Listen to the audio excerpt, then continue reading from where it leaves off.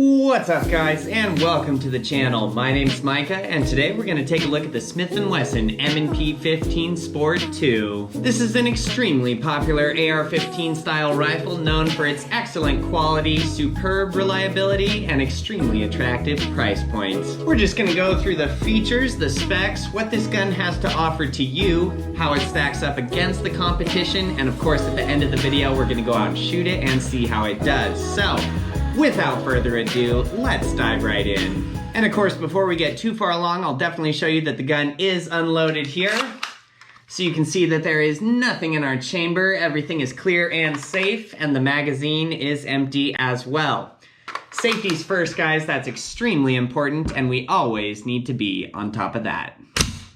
So, the AR-15 rifle was made in the 1950s by Armalite. The letters AR stand for Armalite rifle, not assault rifle, not America's rifle. Armalite had limited success with this rifle back in the 50s, and so a few years later they sold the blueprints, the plans, the rights to it over to Colt. And Colt was the manufacturer who really rocketed this platform to the popularity, to the successful spot it's at today. AR-15s are the most popular style of rifle today here in the United States, and it's because they're very light, they're very maneuverable, you can find one at a great price point, it kind of just does everything well. But when looking to buy an AR-15 style rifle, you could spend as little as $350 or as much as $5,000. With almost every different manufacturer making a version of the AR-15 today, it can be very difficult and kind of mind-boggling when shopping around to find the right AR-15 for you. So where does the Smith and Wesson M&P 15 Sport 2 land when you're comparing this to every other AR-15 out there? Well, the MSRP of this gun right now is $792. I frequently see them for as low as $600 and sometimes as much as $850.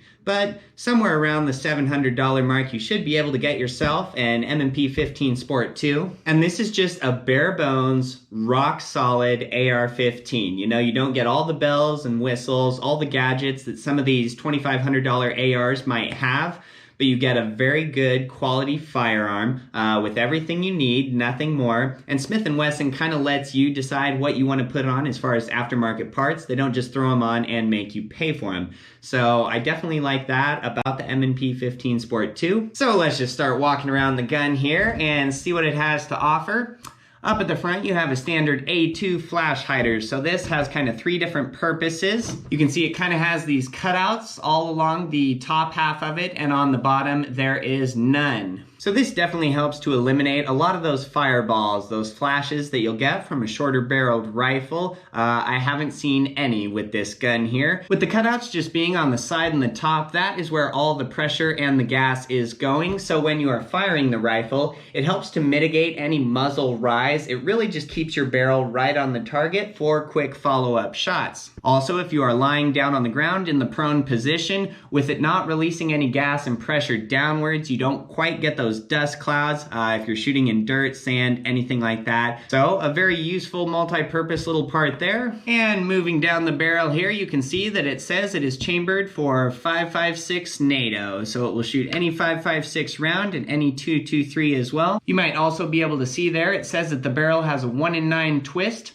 So that 1 in 9 twist is exceptional at firing 50 grain to about 69 grain bullets. The cheapest ammo you'll typically find is usually 55 grain. The 1 in 9 twist is excellent for that. Once you get up to heavier grain bullets, say into the mid or high 70s, you'll probably want a 1 in 8 twist barrel.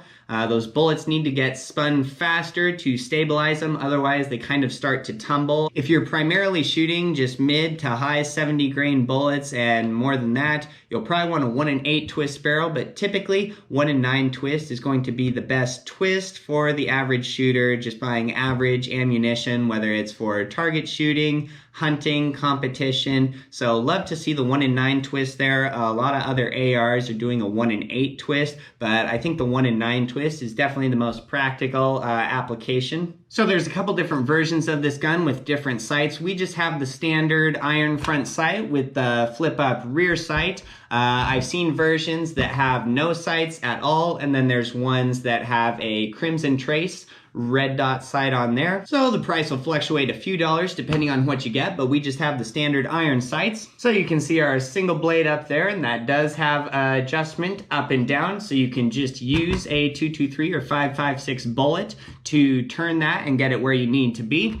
You also have a bayonet lug under here, so if you do want to rock a bayonet, a small accessory that would clip on there, it is nice to see that from the factory. You do have a sling mount up here as well from the factory. Definitely not all of your ARs are going to come with that, so I do love to see that. You know, there's a million different ways you can put a sling on an AR, but if you just want something basic to throw it over your shoulder, you do have that option from the factory, so that is nice to see. And then this is a direct impingement gun, so we do have our gas block in here, and then under the handguard you can see our gas line running along there. And if you're not familiar with direct impingement guns, essentially it's just taking some gas when you fire a round, rerouting it back, it pushes a pin on the bolt, and that's what will push the bolt back and cycle another round. The handguard on this is just going to be a very basic AR-15 M4 style plastic handguard. I do love the look of these, they're so classic. Even though there are more practical handguards out there, more practical forends, ones with better textures, ones with Picatinny rails all over them that you could add whatever accessory you want. Seems like everybody switches out their handguard or the forend for something else to fit their needs and meet their liking. So knowing that, Smith and Wesson just threw on a very basic, classic handguard. I love the look of these so much. I'm never going to change mine, but of course there's a million different options for you out there if you do want to change that. To change that out, you'll kind of just put your gun up like this and you can press this ring down. It has some springs under it, and then your handguard will come off in two different pieces. Everything's very simple on these ARs. Nothing will take you over a couple minutes to switch out. Some people report that this plastic handguard does get kind of hot if you are just dumping mags, really shooting through ammo fast. In all my shooting of this gun, I have never even felt this get slightly warm. So I don't know how fast people are firing their gun to really have this heat up and be untouchable, but for the average person, definitely for me, this works just fine. Moving on back here, you do get a dust cover. So not every AR is gonna have that. Smith and Wesson decided to throw one on for this M&P 15 Sport 2. A lot of people wanted that on there and they listened to those requests. So kind of the application for that is just as you are walking around carrying your gun, no matter what kind of setting or terrain you're going through, it just kind of keeps the dust and dirt and grime out of your gun. And of course, as soon as you fire a shot or actuate the charging handle, that will open right up, and then it's on you to close that back up. But nice gesture. We like to see the dust covers, of course. You do have a nice big shell deflector right behind the dust cover, so love the size of that. It puts those spent shells in the same place every single time. It's awesome. Great size, great practical application. There is no more doing the hot brass dance with this baby. Moving on down, you get these absolutely terrible letters that say M&P 15, and they are in white. You can't miss them. They are totally an eyesore. I wish they weren't there, but they definitely are, so you could definitely go over those with a Sharpie or something to get rid of them. But everybody will know what kind of gun you're shooting, and it is a good one, so whatever. Just behind that, we do have our mag release. It is a metal button. It feels very smooth and linear. It just rockets those magazines out of there every single time.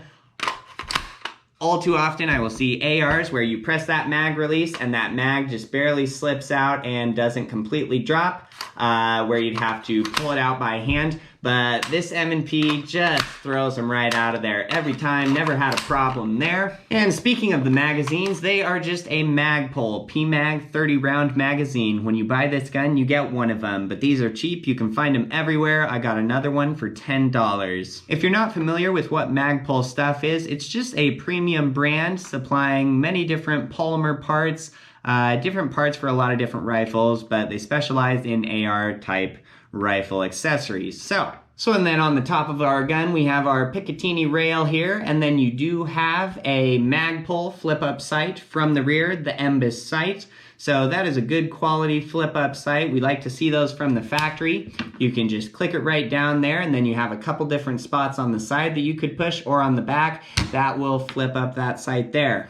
It does have a bigger ghost ring and a smaller ghost ring depending on the distance of targets that you're shooting at, so you have a little bit adjustment there. It's always nice to see. It seems like a lot of people don't like ghost ring sights, iron sights on ARs. Everybody seems like they have to have their red dot. Well, come out to the range and I will outshoot you with this flip-up sight and my standard iron sight up front. I promise you that. Oh, working our way back to the trigger here. So this trigger guard is molded into the lower, so that is going to be all aluminum. Of course, we like to see that as opposed to, say, a polymer trigger guard. Plenty of space and real estate in here. Smith and Wesson did really good. So if you got big fingers, you've got your winter gloves on, you are never gonna have a problem slipping your finger in there. When my finger's on the trigger, look at all the extra room I have. Very nice, I do declare. And then this trigger, the factory trigger, is very smooth and linear, I think, when comparing it to all the other AR-15s around the same price point. So the Ruger, the Anderson, the Palmetto State Armory, the Diamondback.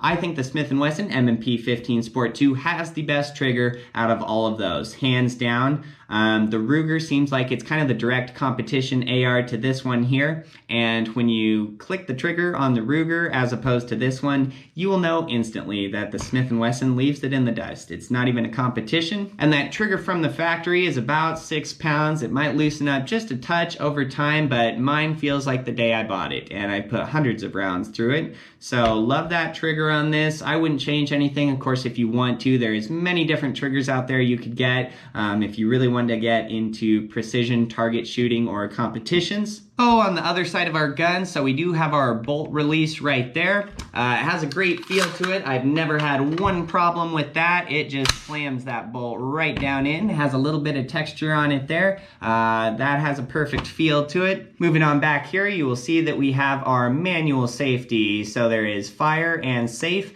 engraved in the lower on the gun there. I will say that there is a spot on the other side of the gun, so it isn't an ambidextrous safety from the factory, but that can be switched around. You could add a switch on the other side in that it would be ambidextrous. So you do get a few options there, but from the factory, it's just on the left side. Moving on back to the factory grip, this is just a very basic polymer grip, but it serves its purpose. It does its job very well. You get kind of these long grooves on the back side there that do feel good against your palm. You do get the one finger groove there, so that just kind of helps your hand to find the right place, your fingers find the spot that they need to be. You do have kind of a nice, aggressive, gritty texture on the sides there. I like the stock grip. You know, it's not going to win any competitions, but for just a basic grip, you know, I think it functions just fine. Of course, there's many different grips you could buy for your AR, something with different back straps, something with a different angle, something that's rubberized. Put whatever you want on there. It'll only take a couple minutes to switch out, but from the factory, you just get this basic one. Smith and Wesson doesn't make you pay for some fancy grip that they just decided was good. Again, I do like that you just get basic quality parts, and if you want to switch them out, it's at your expense. They don't just make you pay for them. And then we do have the forward assist here. It's just kind of a fail-safe mechanism in that if your bolt wasn't all the way forward to chamber another round, you could press on this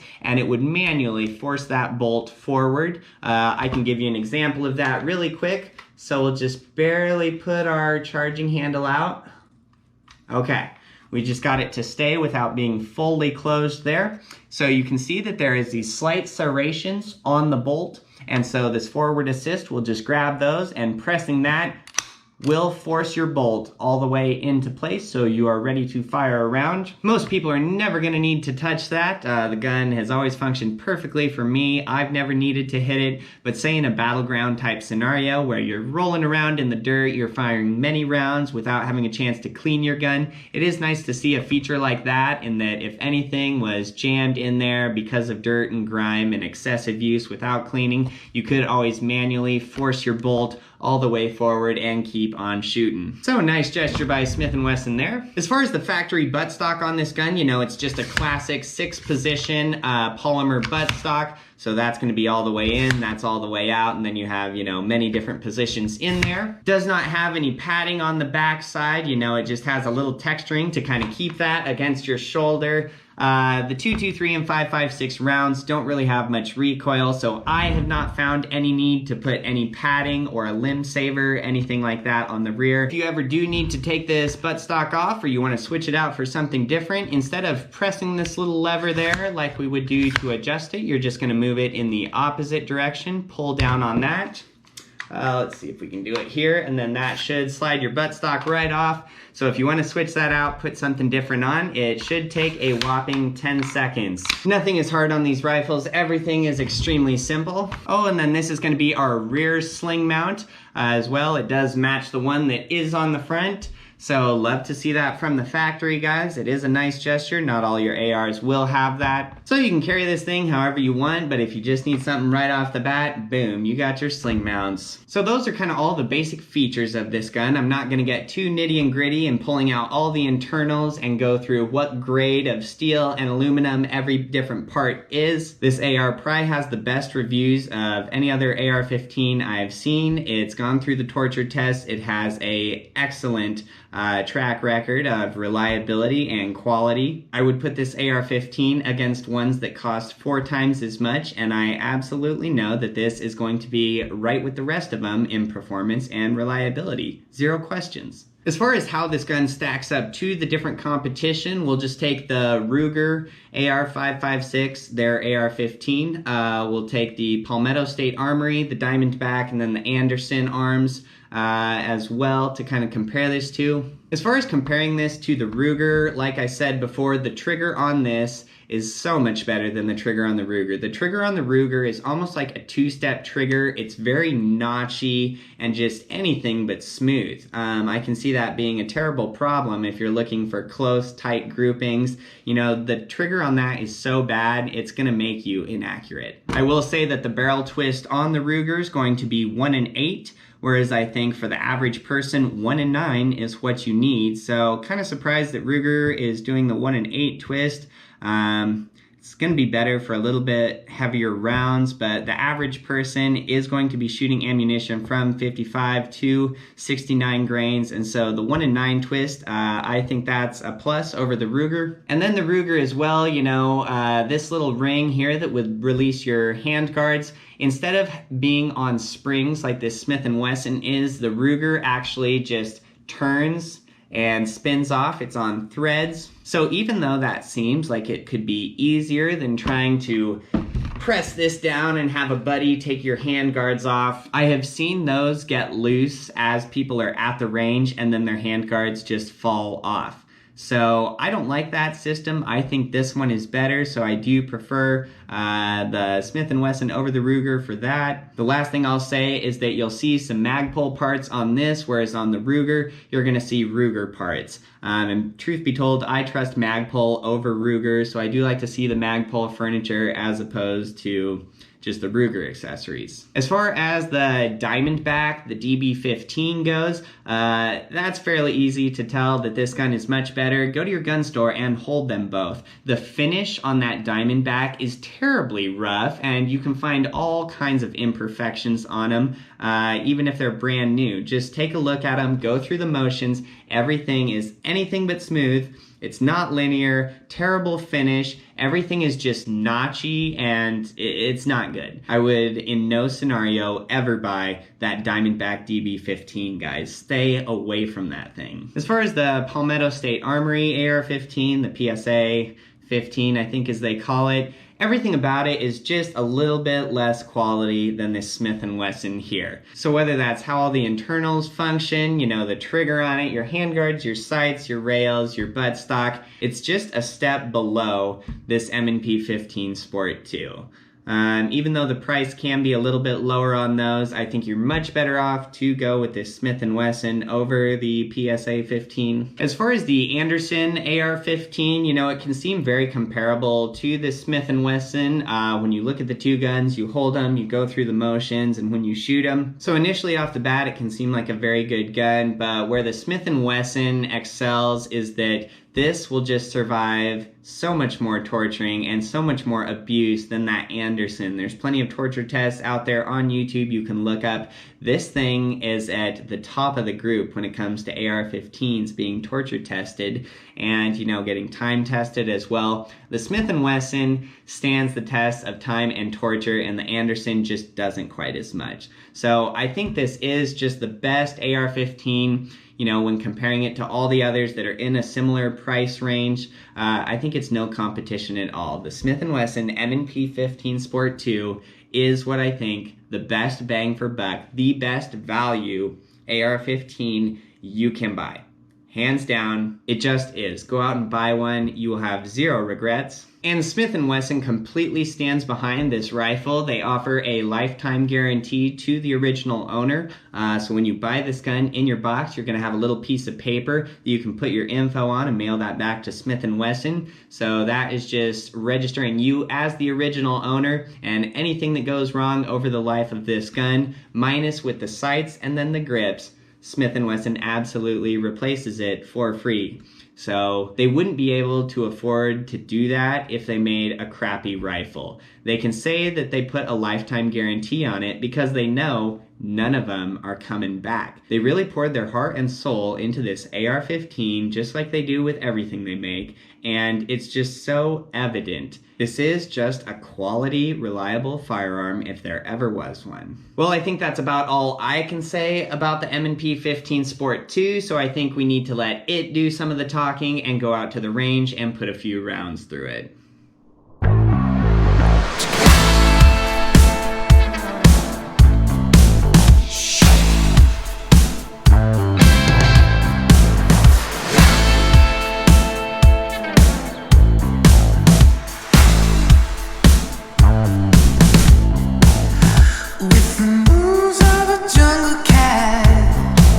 I'm gonna ride to your cave.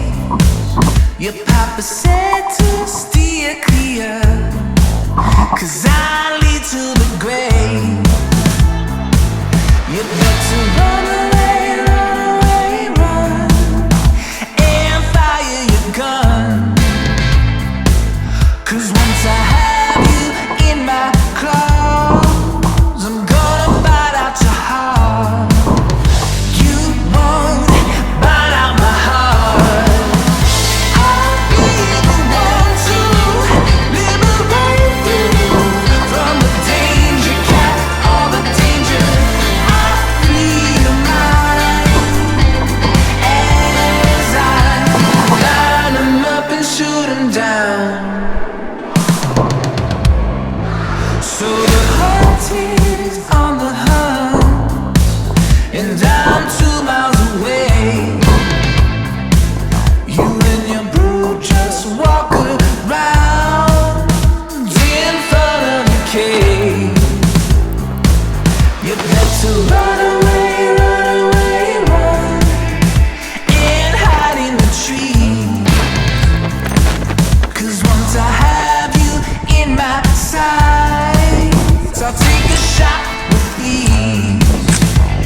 And then this rifle will absolutely shoot sub 1 MOA groupings. I've seen it numerous times when it's in a gun vise on the range. But we're gonna do a practical application here, so I just have our little makeshift target set up. So we're gonna take shots from 50 yards. For the lower target, I'll just be standing up holding the gun. And then for the upper target here, I'm gonna be lying down in the prone position and see what our groupings look like. And I am absolutely using the cheapest Russian steel case ammunition I could find. So this should be fun. And I don't know if you can see it, but our target is way down there at exactly 50 yards. So follow you into your den with a pistol in my hand. Distant crowds followed by silence as I'm taking off your head.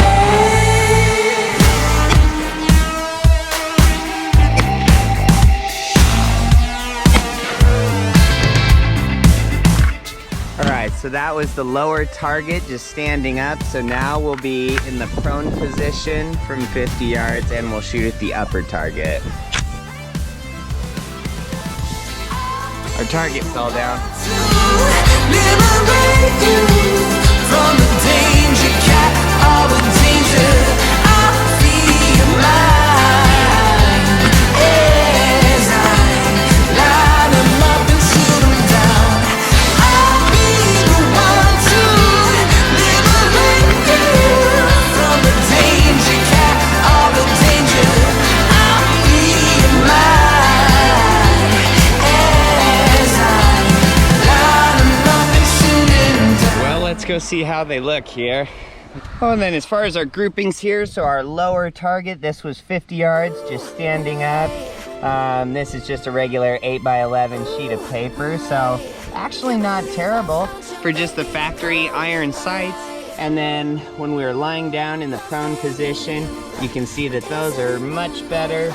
So this is just a 3" by 3" square, and we had all of our 10 shots in there except for the one that just barely missed. So, I mean, I think you can definitely be fairly accurate with this rifle, even with the factory iron sights, probably out to 100 yards, no problem. You look so good, it hurts my soul.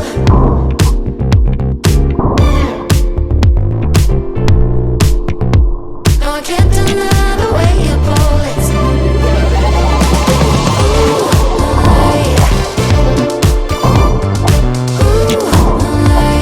Can't believe I found you, baby. Come alive. Loving you like we're dancing in moonlight. Look at what you did, I'm slipping on it.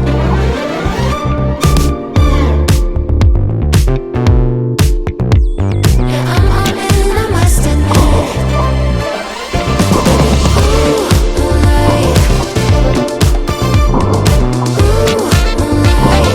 Can't believe I found you, baby. Well, that's probably gonna wrap up the video, guys. What a great AR, just a great bang for buck, great quality rifle, and this thing is just a workhorse. It's never given me one problem, so would definitely recommend 5 stars for sure.